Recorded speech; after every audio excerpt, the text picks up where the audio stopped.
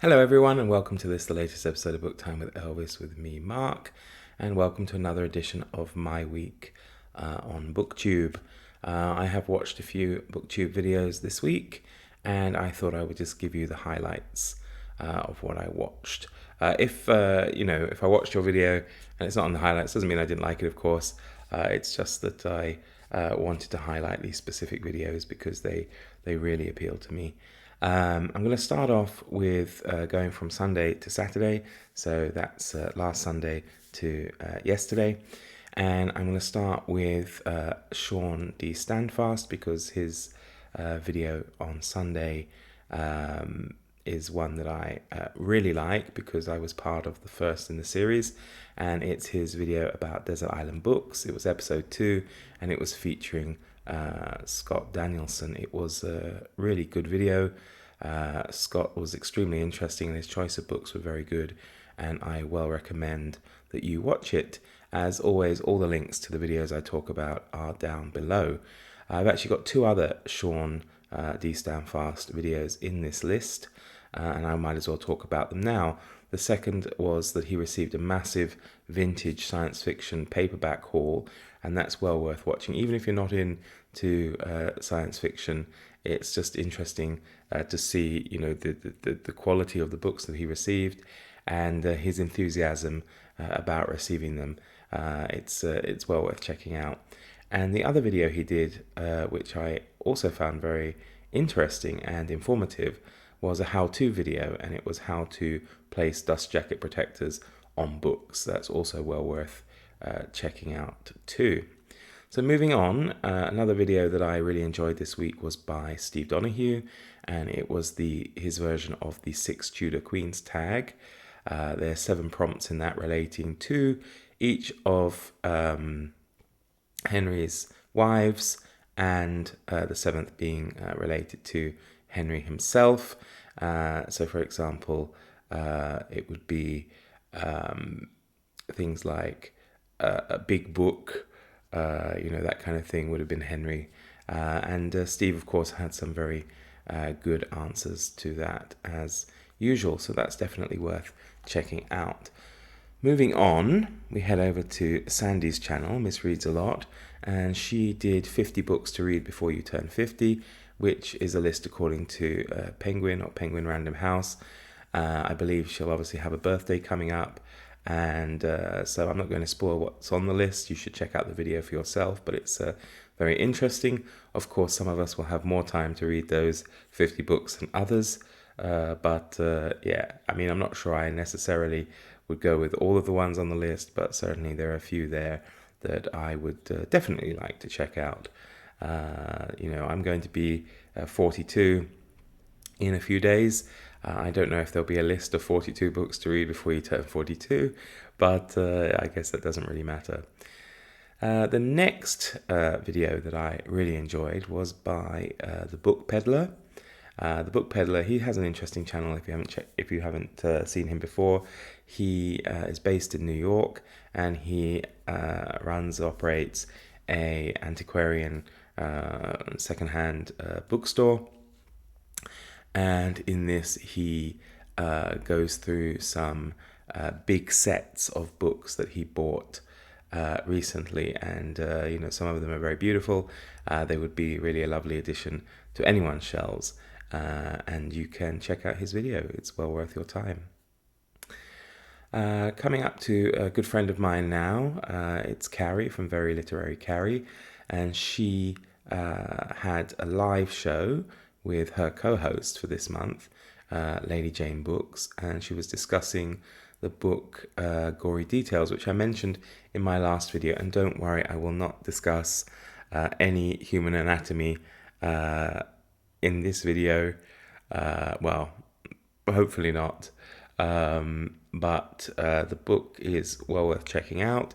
The video is definitely worth checking out because she will give you some of the gory details you will find within that book. It is very much looking at the darker side of science and medicine, but not everything is necessarily dark. There's things in there that give us possible solutions to how to deal with maybe some environmental issues, as well as dealing with certain diseases. It's well worth going and having a look at Kari's channel if you're not subscribed already. She's a very enthusiastic booktuber, and she always picks very interesting books, so please go over and watch it. Okay, next we have Bill Ruttenberg from the Ruttenberg Library, and he made a response video to a video that was put up by KD Books, and this is a response to how to start reading books. And I found Bill's response very interesting. The premise, of course, is looking about how to impart advice to people who don't read or don't read that much, and getting them into reading. So he comes up with several suggestions, which he's in chorus with KD Books, and then of course other things that he perhaps doesn't agree with. My own feelings are, again, I agree with most of both of what they said, although both suggest not reading classics. I'm not sure I agree completely, because some classics are easy to read. I think if you look at classics that are basically meant for children, perhaps something along the lines of Treasure Island, possibly A Christmas Carol, anything that is a short classic. I do agree with the brevity of the books, but I think you shouldn't dismiss short classics even as a first-time reader, because, as I say, something like Treasure Island is definitely not difficult to read, and it is, of course, very exciting. That, of course, is only my opinion, and you may well disagree with me. Next, we move on to CriminOlly, who is running a big event in August called Garb August, and he has a channel based around pulp, crime, and horror, and that kind of thing. And he made a video about crime writers guaranteed to give you a good time, the top 5 most prolific and reliable mystery authors. And again, the premise of this is that if you see any of these 5 authors, be it in a charity shop or a thrift store or whatever, you should pick them up, because you will definitely not be disappointed. He looks at authors such as Agatha Christie, of course, George Simeon, and Ed McBain, among 2 others at least. And you should watch it if you're interested in mysteries and would like some great recommendations. Coming up next month is Jane Austen July, where a lot of Booktube band together to read books by Jane Austen. And one video I saw about this was produced by Shelly Swearingen in her July 2022 to be read, or TBR, a romance, a thriller, poetry, etc. Also featuring her plans for Jane Austen July. She mentions in her video she plans to read Possession by A.S. Byatt next month, and that is also something I'm planning to do as well, although I haven't arranged or organised to read with her. And I think she's reading it with Jack as well from the Rambling Raconteur. So yeah, if you want to see what Shelley's up to next month, then you could head over and watch her lively as ever video offering to the Booktube community. And finally, we come to a slightly different video, and this was a video put out yesterday by Greg from another Bibliophile Reads, and it doesn't feature books at all. It is somewhat of a political video. I don't normally get political on this channel. I have, of course, bemoaned the likes of Brexit when it comes to the ease of ordering books from the UK and having things delivered. But this is, I think, an important video that Greg has made. It's his response to the Supreme Court of the United States of America, and of course that's in the wake of their shooting down, if you like, of the Roe versus Wade ruling on abortion. He gives a very passionate and interesting take on that, as well as other things that he feels the Supreme Court is doing to, in effect, undermine society, perhaps within the United States of America. Now, I don't like to comment too much on this because I'm not a woman. I do believe that everybody has the right to choose and live their own lives without being forced to do anything by having beliefs of other people forced upon them. So yes, I do think perhaps there is a problem in the States with religion being pushed too much into society as a whole. But as I say, I'm not American, I'm not a woman, so I will generally keep my views on this to myself, though of course you've probably gathered I've said a few things already which give you an idea as to which way I swing. But it's definitely a video that if you follow people on Booktube and if you care about their opinions on a variety of topics, then you should definitely watch this video.